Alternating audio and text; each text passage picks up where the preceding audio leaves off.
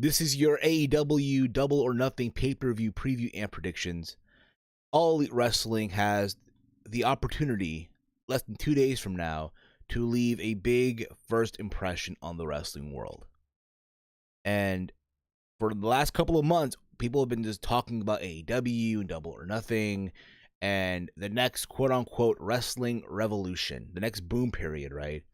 And at a time right now where WWE, and I don't want to, oh my God, you're bringing up WWE in this. By no means, I don't want to be that person. But hey, in this situation, I guess you have to in a way. At a time where WWE has been giving people a lot of, disappointments, if you will. A lot of fans of wrestling the last couple of years have been wanting something different. AEW has the opportunity, literally this Saturday, to really, really do something crazy, do something big.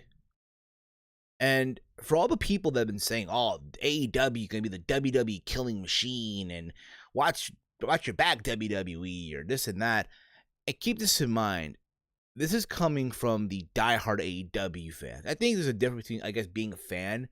Another thing is being a diehard fan, right? The diehard fans, they're the illusional, they live in this bubble, if you will, and they're in denial, whatever you criticize. I don't think, again, it's the killing machine of WWE. I think WWE will be around no matter what.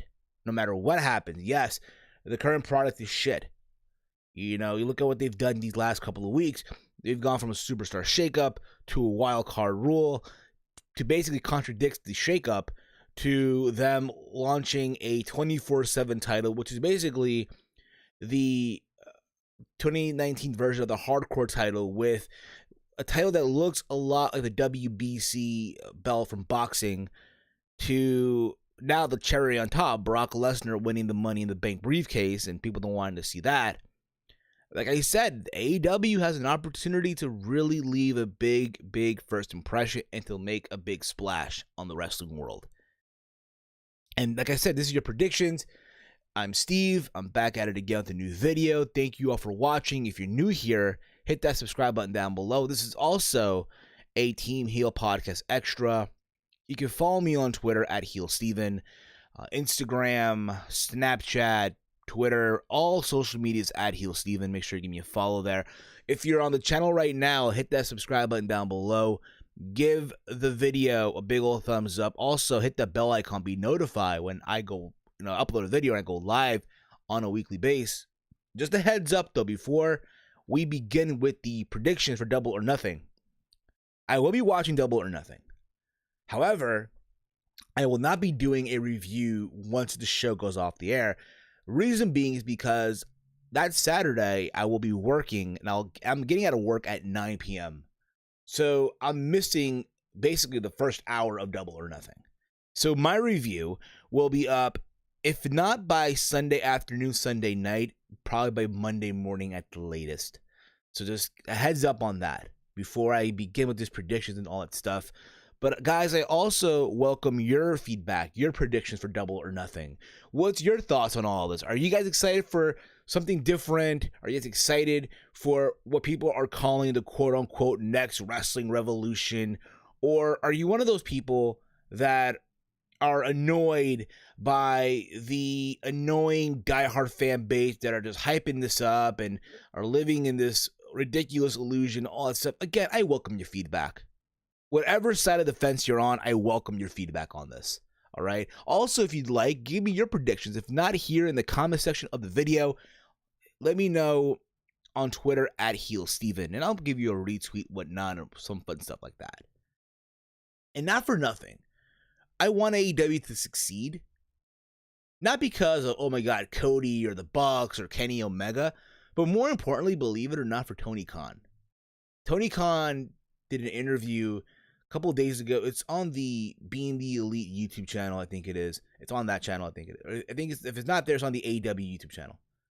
And again, one thing about Tony Khan, yeah, he's this big super wrestling fan, and for a lot of people, oh, he knows what's up, he's one of us, all that stuff. But at the same time, he also operates the Jaguars. I think he owns the Jaguars, and he also owns Fulham FC. And say what you want about those other, those other business ventures, but Tony Khan comes off as the most genuine person you'll ever listen to. He's honest, and for someone like him, you want this to succeed. And not for nothing, he even says it in these interviews that, his intention is to not compete with WWE. The intention with AEW is to bring something different, bring an alternative, which I think is very, very important here, I think. And again, myself and a lot of my friends have been very critical about AEW the last couple of months when the news came out that they're launching this company and all that stuff. And I think, honestly, rightfully so. I think, in general, anything in life that happens, you're going to question. I guarantee you, in 1995, when WCW decided to launch Monday Nitro on TNT, which is crazy because, again, AEW is going to be on TNT after all these years, right?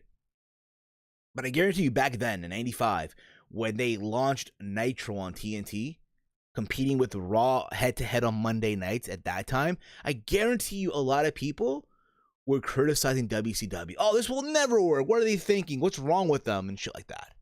And look what happened. For 83 weeks, WCW was literally having WWE shook in the ratings and all that stuff. Until eventually WWE won the quote-unquote war.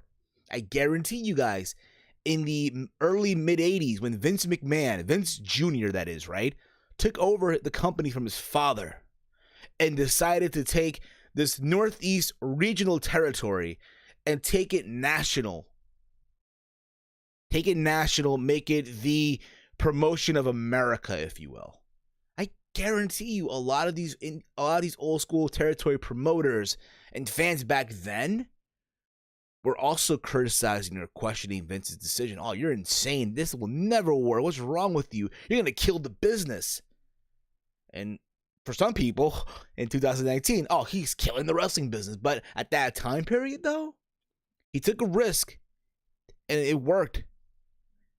For whatever you want to say about him, hey, it is what it is. But the point is, though, again, everything that people do, everything that happens, especially in wrestling, it's always going to be criticized. It's always going to be questioned. There's nothing wrong with that. I think it's fair. But anyway, let's get on to this predictions. There's literally 9 matches on the card. And for what it's worth, I'm going to say this right now. And I know a lot of people have been upset with the pricing of this being on pay-per-view and what have you. And it's funny because literally as I'm doing this recording, it's Thursday as we speak.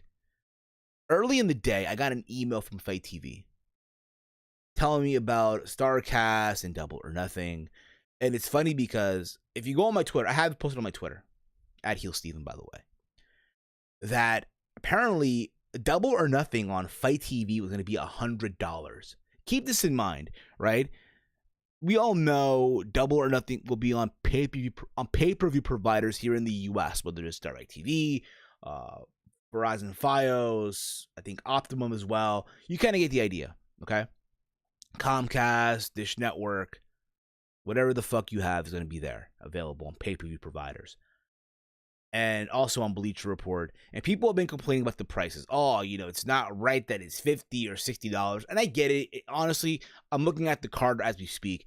And is this card really worth that price? Honestly, no. For what you're getting, it's not. Again, you're getting rematches from the past, etc. But at the same time, I think the problem is too that a lot of fans have been so accustomed the last couple of years of paying $9.99 for the WWE Network. The idea now of paying $40 or $50 is like insane. It's blasphemy. What the fuck is wrong with you? How dare you charge me this much money now? Keep this in mind. Back in the day, years ago, I'm talking back pre-WWE Network, we're talking like back in 2000, 2004, back in those days, 2011, 2012, if you will, before the network, people were paying $50 or so. Granted, a lot of the hardcore wrestling fans, because they didn't want to fucking spend a dime, they will find these illegal websites to stream the shows and shit like that. And I remember back when I was a kid, my dad would always order me the pay-per-view, whether it be WWF, WWE, or WCW at one time or another. But he would order them for me. His thing was, okay, show me your good grades, and I'll order them for you, no problem. And I remember back in the day, I don't know if you guys remember this or not, but years ago, this was like 2004, WWE did this package where if you ordered the Royal Rumble, you also going to get in the package No Way Out and WrestleMania for like $100. And by doing this, you get SummerSlam for free. I don't know if you guys remember that or not. If you do, let me know if you remember that. But that was the thing back in the day. But in my opinion, this is not worth, again, 50 or 60, what have you. However, though, it is what it is. I understand at the same time, from a business standpoint, they got to make a profit. So that's fine. I'm okay with that. But like I said before, I do hope that this show leaves a very huge, big impression on the wrestling world in the positive aspects of all this. Keep that in mind. Keep that in mind as I'm going through this prediction video, okay? So, like I said before, there's 9 matches on this card. And again, think what you want. And they're right. This is like the show of the year, the best show of the decade, and stuff like that. And again, you know what? For their sake, I hope it is. So we have 9 matches on this card. 2 of them will be on the buy-in, which is their take on the kickoff show, which will be available on YouTube.com. To my understanding, on the Being the Elite YouTube channel, they're calling it the buy-in, which I think is kind of catchy because they want you to buy in on the pay-per-view. So I see what you did there. I see what you all did there. We have 2 matches. We have Kip Sabian versus Sammy Guevara in a singles match. Kip Sabian, to my understanding, wrestles in IPW in the UK. He's very, I guess, big in Europe. Sammy Guevara, I've seen him wrestle before, whether it be in PWG and some other stuff. He has a YouTube channel. He's a vlogger. He's basically wrestling's Casey Neistat to some aspect, right? And it should be a fun match. I guess what's good about this as well is, hey, this is the future, I guess, of AEW. You're seeing it for free, what we can offer from what are going to be maybe or so, who knows, future champions in AEW. So let's see what they can do. And again, it should be a very fun match. I will say this, though, if you're watching Being the Elite, Sammy Guevara is featured a lot on Being the Elite as people, oh, he's a dick and this and whatnot. I will say this, I do see Kip Sabian getting the win for some whatever reason. But again, it should be a very, very fun match.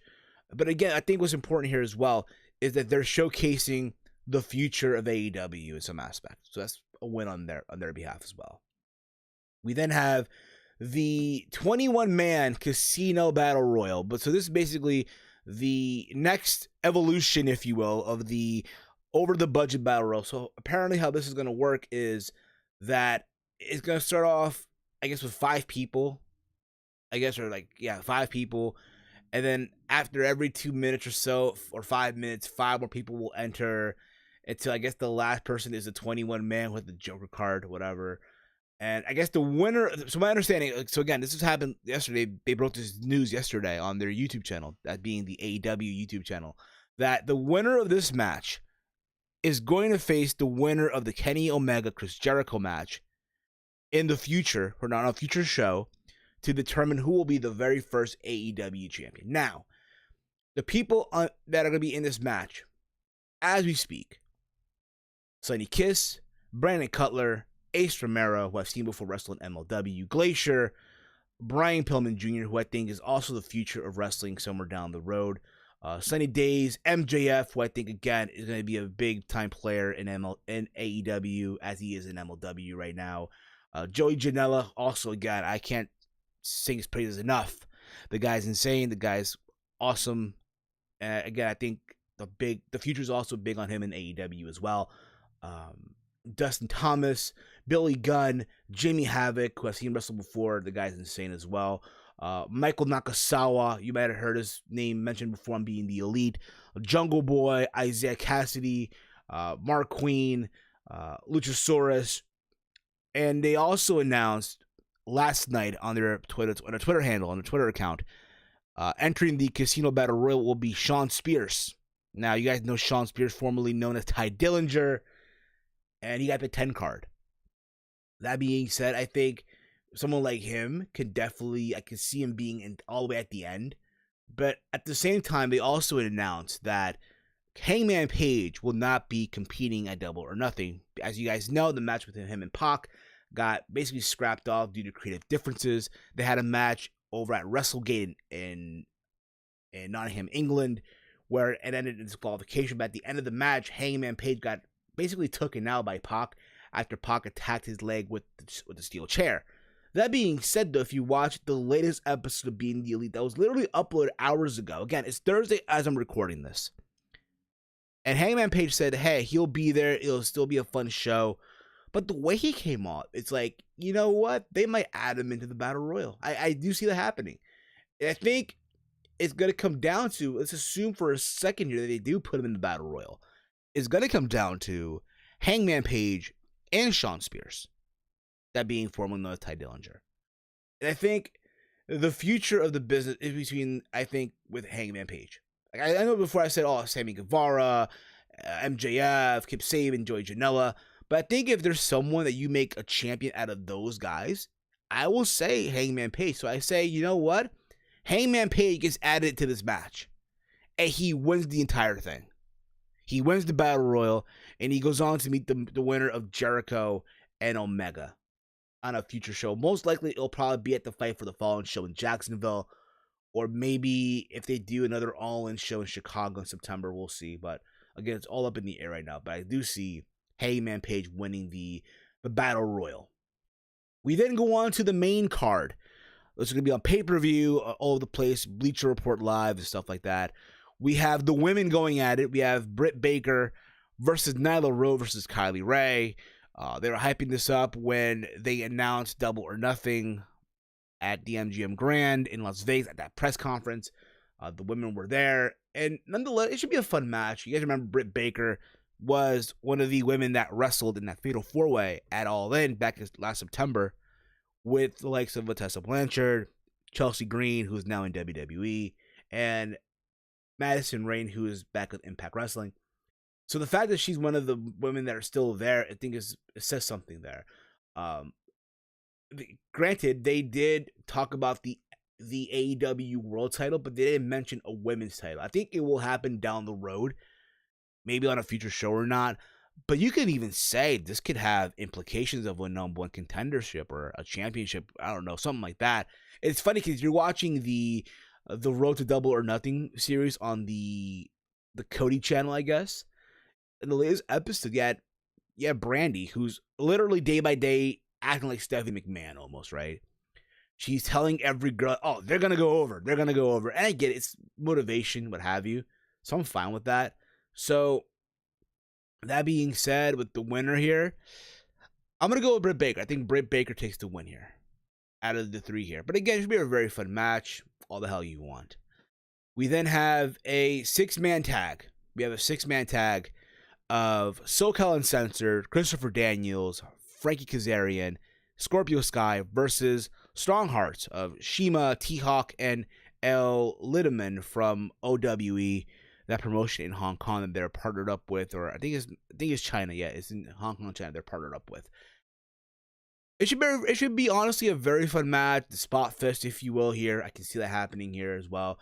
Shima, I've seen him wrestle before in Dragon Gate USA as well. I remember a couple of years ago when Gargano was in DG USA, and they did this whole thing WrestleMania weekend a couple of years ago where he turned heel and he attacked Shima. I remember that. So I remember him from that. So essentially here as well, it should be a very fun match, like I said. But I think who goes over here is Shima, T-Hawk, and Lideman. I apologize if I'm butchering the name, but same with Team OWE. I don't think you want to have all the AEW guys in this going over here, if you will. So I think at the same time, you want to balance this shit out. It should be a good showing. Don't get me wrong. People will lose their shit for SCU and stuff like that. I see that happening, but I see the team of Shima and the other two guys getting the win. We also have another six-person tag. This time it's the women. You have Aja Kong, Yuka, SUCKA Sakai. If I'm butchering the name, I apologize. And Emi Sakura versus Hikaru Shida, Ryo Abe and Ryu Mizumi. This is, again, that part of, again, they're adding more women to the roster, which is great. I'm not familiar with all the names. I know Aja Kong wrestled before in WWF back in the 90s and stuff like that. But that being said, the match should be okay. I don't want to say it's the piss break. I don't want it to come off like that. But again, I'm not familiar with all these names. I'm really not. So if I'm going to pick a winner here for the sake of picking a winner, I'm going to go with Aja Kong, Yuka, and Emi for the win. Why the hell not? We then go to a tag team. Literally, there's a lot of tag team matches on this card. I've just noticed that right now as I'm going through these predictions. You have the best friends of Chuck Taylor, Trent Beretta, right? The best friends, versus the latest signing of Angelico, who you all seen before in Lucha Underground. You guys remember him from that spot on Lucha Underground where he jumped off, I want to say, off the top of a stage onto the ring, and everyone lost their shit. This was like a couple years ago. I want to say he jumped off like one of the balconies, if you will, onto the ring, and people just lost their fucking shit. Him and Jack Evans. Now, Jack Evans was also part of Lucha Underground, part of the Worldwide Underground with Angelico. I believe it was Angelico. I could be wrong on that. But, no, it wasn't Angelico. It was Jack Evans. It was PJ Black, Johnny Mundo, and Ricky Reyes. I think it was them, or Johnny Reyes, something like that. And also Tye Valkyrie. It should be an exciting match. This could easily also open the show, in my opinion. This probably will open the show. I remember on Being the Elite, the best friends were kind of upset that they were being put in the Battle Royal. And they did this whole thing where they were threatening the Bucks kids and the families. And I guess they blurred themselves out, but you could tell it was them. And they changed their voice. And again, you could tell it was them. So they're now, because of all of this, they're going to be in a actual tag team match, if you will. That being with the likes of Angelico and Jack Evans. We all know how good they are, too. If you watch Lucha Underground, if you watch the stuff on the Independents, this could very well steal the show as well. I ain't gonna lie, when this match was announced, I was excited. I really, really was. And again, if you watched the beginning of their press conferences, they really said, hey, they really want to bring a focal point also on tag team wrestling. And that's fine and dandy. Maybe this can also be, hey, for titles down the road. We'll see. But it should be a very, very fun match. I'm going to go with Angelico and Jack Evans for the win, in my opinion. That's just me, of course. But we'll see what happens at Double or Nothing. Because why the hell not? Mother flowers. We have Cody Rhodes versus Dustin, which, again, a lot of people have been wanting. Not really, but we have Cody Rhodes versus Dustin Rhodes, one-on-one. The big match was revealed a couple weeks ago, who Cody was facing at Double or Nothing. People made speculations for a while. Oh, it'd be CM Punk, and then it'd be Dean Ambrose, or shit like that, or John Moxley, or any other person out there. It turned out being Dustin Rhodes. And I said this before, when the news came out, of it being Dustin, yes, it'll be a good match all the fuck you want. But I felt like it was kind of a letdown, right? As far as the anticipation. Yes, they had a match before years ago in WWE. When it was Stardust and Goldust I think it was Fastlane 2015. Where it was them two one-on-one and it ended in a botch. I remember that. And now that Goldust, or Dust, is no longer Goldust, he's now no longer with WWE. He's part of AEW. Why not have the match? Granted, it should be a fun match all you want. I know Cody cut this promo a couple of weeks ago talking about how he doesn't want to, kill his brother, but he wants to kill the Attitude Era, right? Talked about how stuff that happened today's wrestling was better than what happened in the Attitude Era. Like, he talked about how Punk's pipe bomb was better than anything that Rock said on the microphone over the last couple of years. He referenced how Okada and Omega in the Tokyo Dome was better than anything that Pithant bodybuilder, that being Triple H, did as the no disqualification matches in WWE. Or he also referenced the fact that, what the women did at All In, that being Tessa, Britt Baker, Chelsea Green, and Velvet Sky. My bad. Yeah, Madison Rain, goddamn.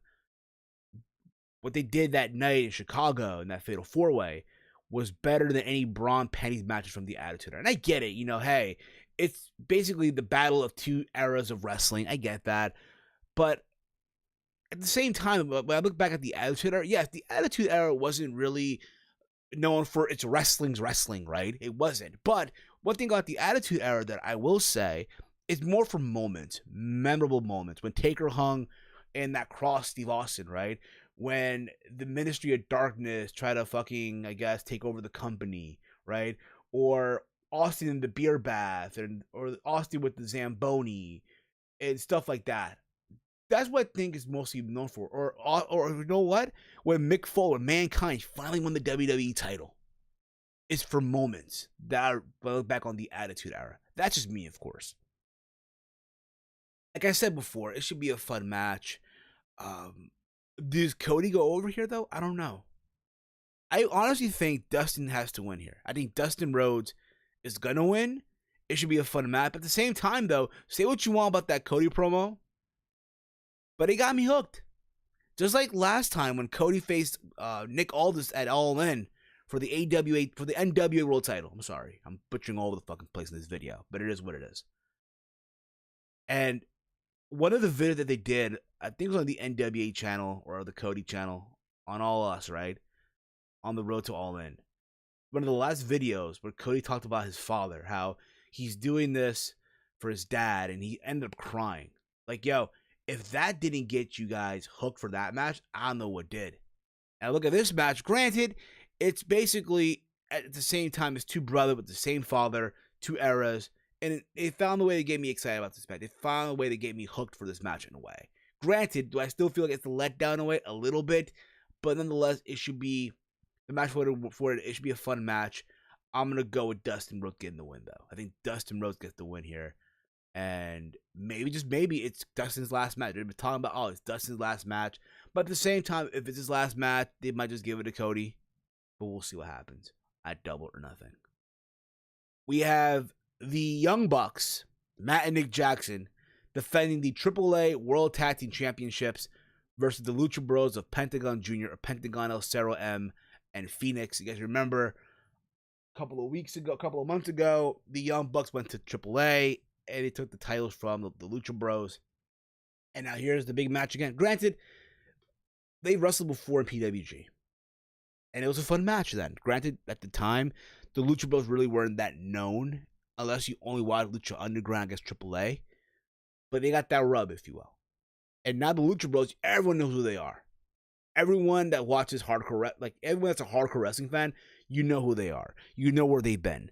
Whether it be, in Lucha Underground, whether it be in Impact Wrestling, tearing it up with LAX, whether it be on the independent scene.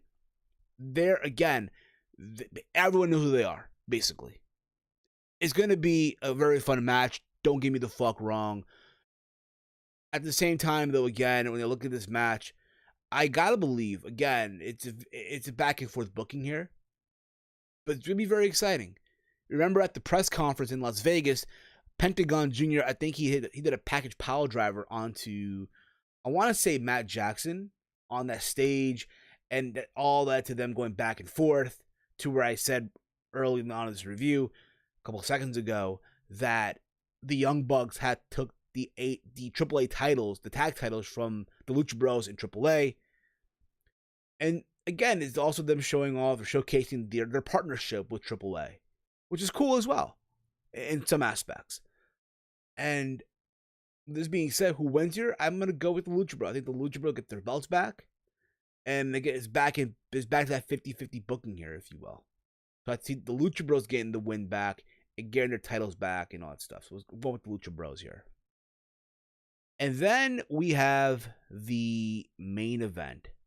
The main event of the show. The rematch from Wrestle Kingdom 12.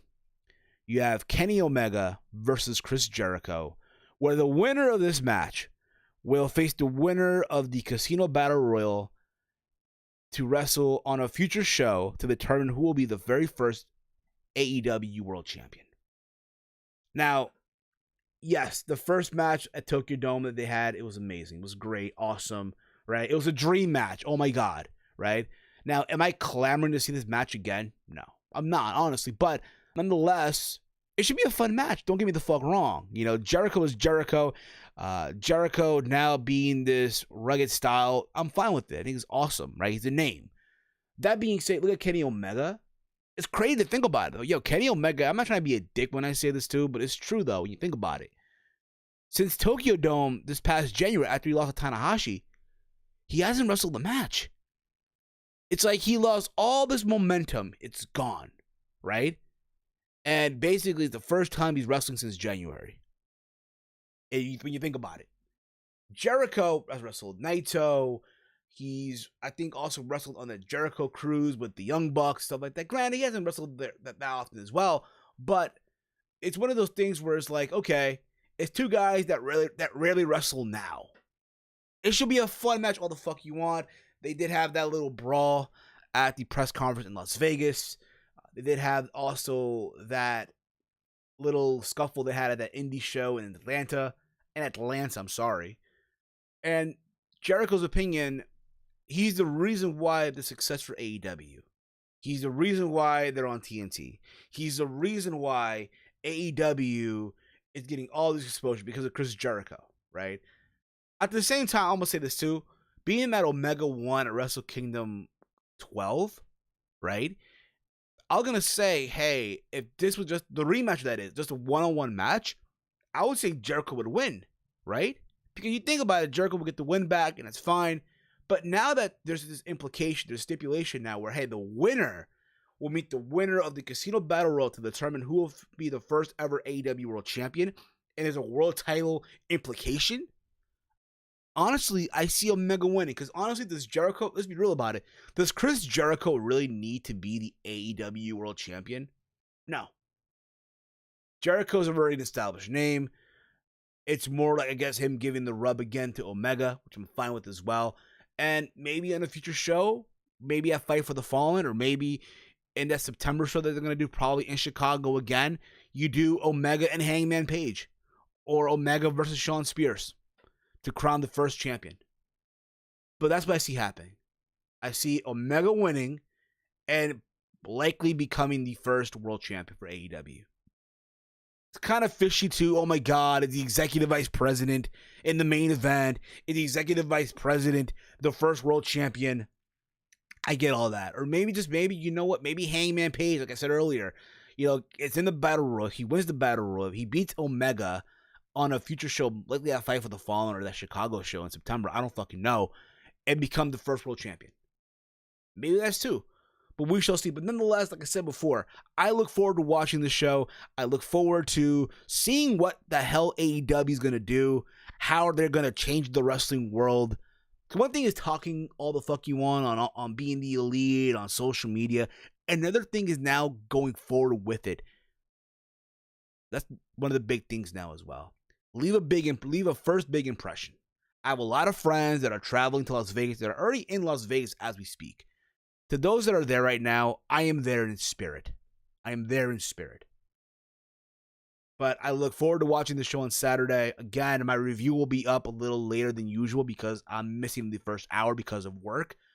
But I hope you guys enjoy it, however you're watching the show, whether you're actually paying the money for it, or if not, you're probably chipping in with a couple of friends, or if not, if you're going to find a way to watch it illegally. Your choice. Your choice at all, at the end of the day. But again, guys, I welcome your feedback. Give me your thoughts on the comments of this video. Who do you see winning these matches? What are your predictions? And all that fun stuff. Follow me on Twitter at HeelSteven. Like I said, you can check me on all social media there. Twitter, YouTube, Instagram, Snapchat, all that HeelSteven. If you're also new to the channel, like I said before, hit that subscribe button down below. Give the video a big old thumbs up. Hit that bell icon. Be notified when I upload a video, whenever I go live. The T-Mill podcast will go live this Friday, which is tomorrow. If you're listening to this, again, whenever you listen to this on a Friday. So that's when the podcast will go live. We welcome you guys to join us and all that fun stuff as we talk about more stuff. Also, maybe some more AEW talk. But that's going to be it for us. For me, that is. This has been a T-Mill podcast extra. You guys have been awesome as always. As always, y'all, hate, comment, and subscribe.